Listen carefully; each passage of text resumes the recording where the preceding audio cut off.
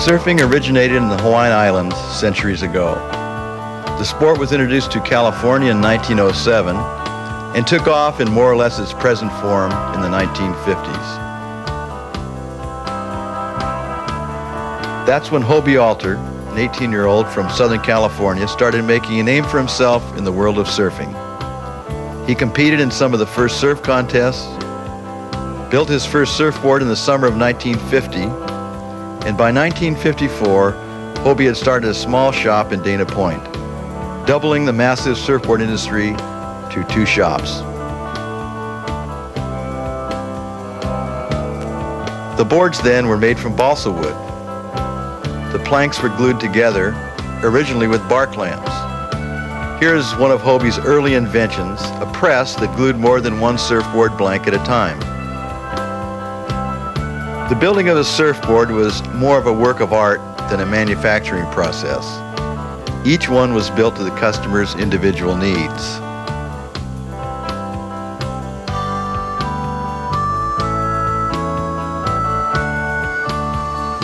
There was a tremendous amount of hand labor building a surfboard, which led to one of Hobie's next inventions, a shaping machine.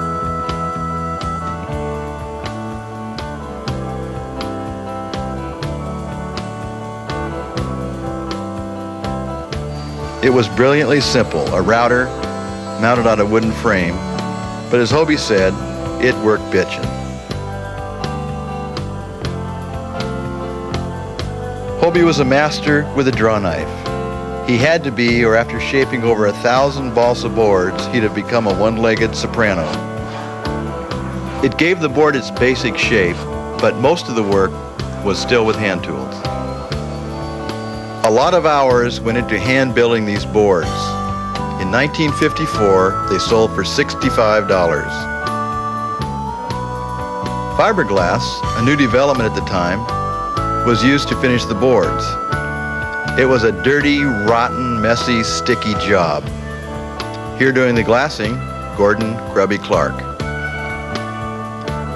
These original Hobies have become quite valuable as collector's items.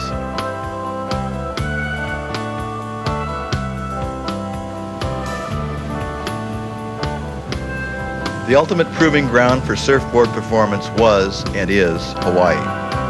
Then as now, surfers from around the world come to ride the great waves in the islands. Hobie was there in 1955, riding waves and selling some surfboards.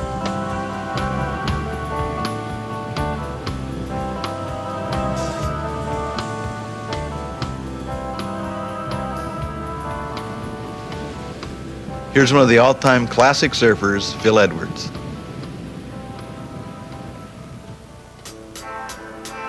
Hobie opened a surfboard shop in Hawaii in the late 1950s and sold his entire inventory the first day. The sport continued to grow, but the availability and quality of balsa wood was becoming a problem. So in 1958, Hobie came up with the first polyurethane foam surfboard. He and Gordon Clark had spent several years developing the foam blanks, and it took several more years before surfers would fully accept the lighter weight, more maneuverable polyurethane foam surfboards. Now it's virtually all that is used.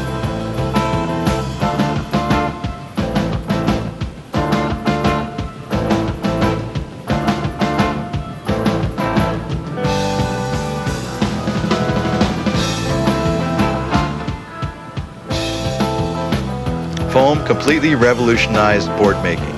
The surfboard could now be made virtually any weight, size, or shape, limited only by the builder's imagination. There are hundreds of surfboard manufacturers throughout the world today. The production of Hobie surfboards still continues less than a mile from where it started over 30 years ago. In this computer age, the boards are still 100% handcrafted.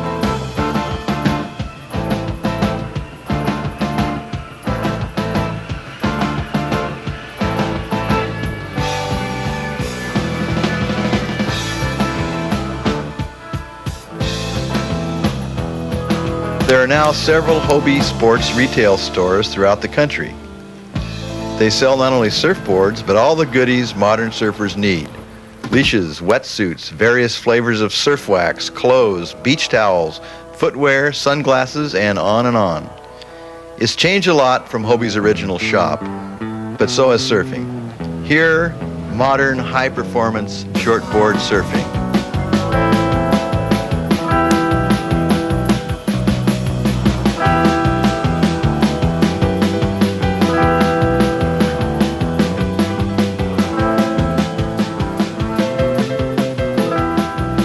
In 1963, Hobie formed a skateboard team and introduced thousands to the sport of sidewalk surfing.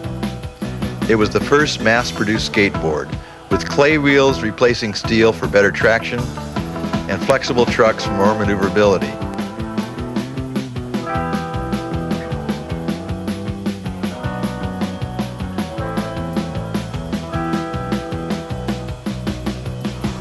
The timing, balance, and movements of skateboarding greatly parallel surfing. The sport of surfing had changed forever. Hobie was about to change another sport, sailing. He and some of his surfing buddies got interested in catamarans. They wanted a boat that was light enough to launch off the beach by yourself and capable of sailing in and out through the surf. The original blueprints were drawn, complete with full batten main, kick-up rudders, and asymmetrical hulls.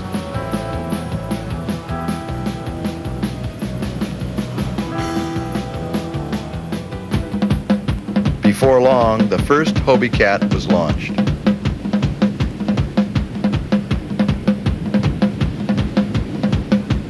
They got what they wanted.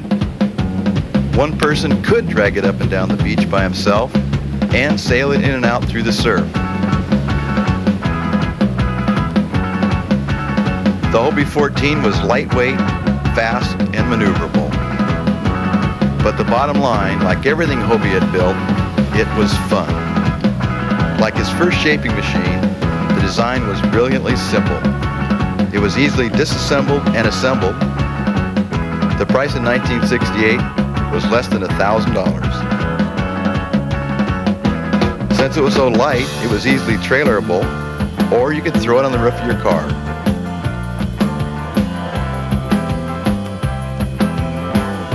By the early 1970s, the highways were littered with cars carrying families and Hobie Cats to various oceans, lakes, rivers, and ponds throughout the country.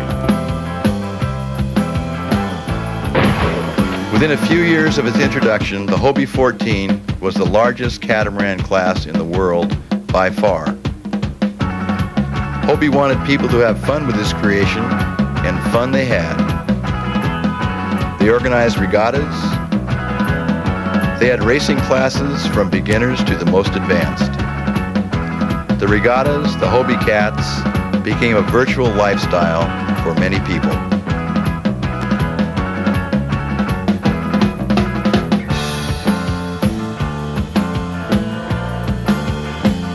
It wasn't long before Hobie Cat sailing became international. A sailing association was formed, a monthly magazine, the Hobie Hotline, was started to link the growing number of sailors throughout the world. World Championship regattas were held, first in Hawaii, Tahiti, the Caribbean, and now in virtually every corner of the world.